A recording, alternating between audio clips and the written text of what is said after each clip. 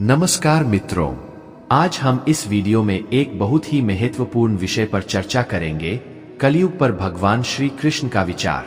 क्या भगवान श्री कृष्ण कलयुग के बारे में कहते हैं और हमें उनके विचार से क्या सीखना चाहिए, यह सभी हम इस वीडियो में जानेंगे। कलयुग हिंदू धर्म के 4 युगों में चौथा और आधुनिक समय का नाम है। इस युग में हमें कई चुनौतियों का सामना करना पड़ता है।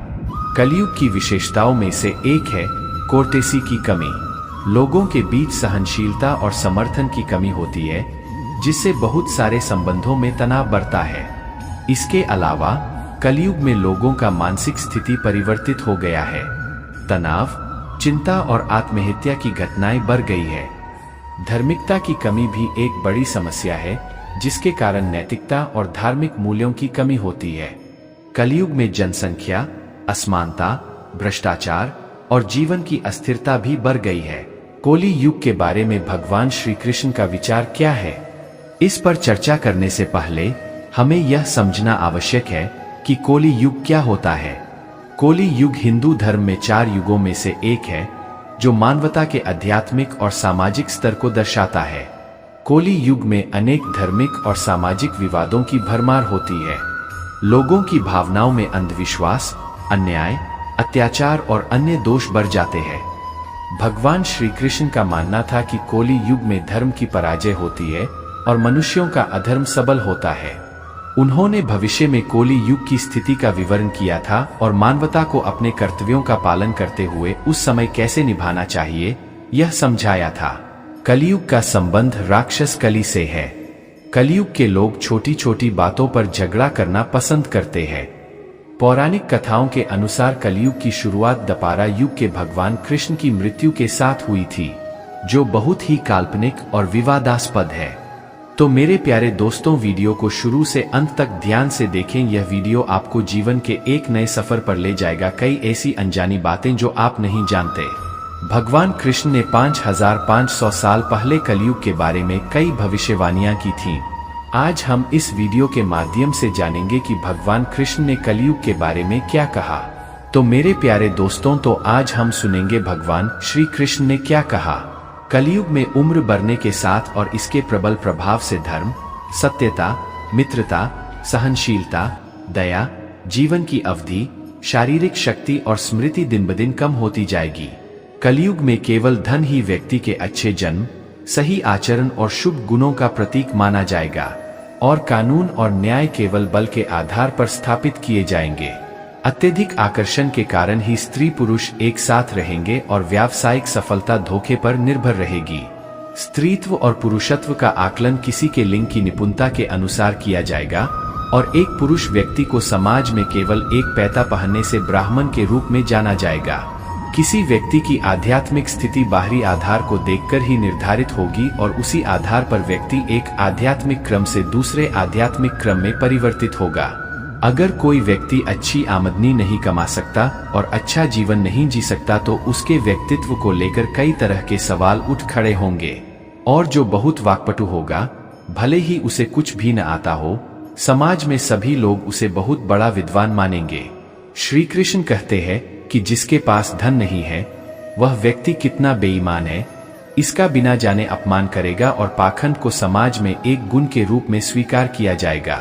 शादी मौखिक समझौते के आधार पर की जाएगी और अगर कोई व्यक्ति केवल स्नान करेगा तो वह खुद को पवित्र मानेगा और सार्वजनिक रूप से सामने आने के लिए उपयुक्त है।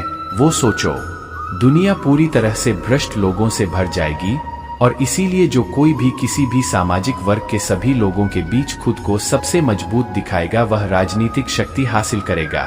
अकाल और अत्यधिक करों तथा करों से परेशान लोग पत्ते, जड़ें, जंगली शहद, फल, फूल, बीज खाना शुरू कर देंगे और पूर्णतः क्षतिग्रस्त एवं नष्ट हो जाएगा। श्री कृष्ण के बारे में सबसे डरावनी बात यह है कि वे कहते हैं कि कलयुग में लोगों की अधिकतम आयु 50 से 55 वर्ष होगी। अपनी धार्मिक और आध्यात्मिक प्रक्रिया में लगे रहें, सामाजिक समानता और न्याय के प्रति प्रतिबद्ध रहें, साझा संवेदनशीलता और भाईचारे को बढ़ावा दें, ध्यान और मेधाशक्ति का विकास करें ताकि हम आत्मनिर्भर और सक्षम हो सकें। संगठन करें और मिलकर समस्याओं का समाधान ढूंढें। प्रेम और सहानुभूति के साथ हर व्यक्ति के साथ व्यवहार करें। ध्यान रखें कि हमारे कर्तव्यों का पालन करते समय हम स्वयं को और अपने आसपास के लोगों को कैसे सेवा कर सकते हैं। इस युग में बच्चे अपने बुए माँ बाप को नहीं देख सकेंगे। इससे उन्हें बहुत कष्टदायी दर्द होगा जो उनकी किसी छोटी मोटी समस्या के कारण हो सकता है। कलयुग के लोग केवल कुछ पैसों या शायद शब्दों के लिए एक दूसरे के प्रति नफरत बढ़ाएंगे। वे सभी मित्रतापूर्ण संबंध खो देंगे और अपना जीवन और यहाँ तक कि खुद को भी खो देंगे। श्री कृष्ण के भगवद गीता में कलयुग के बारे में कोई रहस्य स्पष्ट रूप से उपलब्ध नहीं है। भगवद गीता में श्री कृष्ण ने अर्जुन को धर्म, कर्म और जीवन के विभिन्न पहलुओं का ज्ञान दिया। वहां उन्होंने समय की प्रकृति, धर्म के प्रति प्रतिबद्धता और न्याय के बारे में उपदेश दिया। इस अद्भुत ग्रंथ में कोई भी गोपनीय रहस्य नहीं है, बल्कि वह एक गहन धार्मिक और आध्यात्मिक ज्ञान का स्रोत है। कलयुग के बारे में भगवद गीता में श्री कृष्ण ने विभिन्न युगों की चारित्रिक विशेषताओं को वर्णित किया है। वे कहते हैं कि कलयुग में मनुष्यों की बुद्धि कमजोर होती है, धर्म का लोप होता है और अधर्म की प्रबलता होती है। इसके बावजूद उन्होंने समय के साथ बदलाव के साथ साथ धर्म के अनुष्ठान की महत्ता को भी बताया है। यहाँ रहस्य की बजाय भगवद गीता में उपदेश है जो हमें सार्थक और सत्यापित जीवन जीने की मार्गदर्शन करते हैं। कोली युग का रहस्य किसी गुप्त संदेश की खोज नहीं है, बल्कि यह एक धार्मिक शास्त्र और आध्यात्मिक ज्ञान का प्रस्तावित क्षेत्र है। यह युग मानवता के मूल्यों की कमी, अधर्म की बढ़ती हुई प्रवृत्ति और मानव समाज के साथ सामाजिक और आर्थिक क्षेत्रों में विजनों के बारे में उपयुक्त चिंतन प्रस्तुत करता है।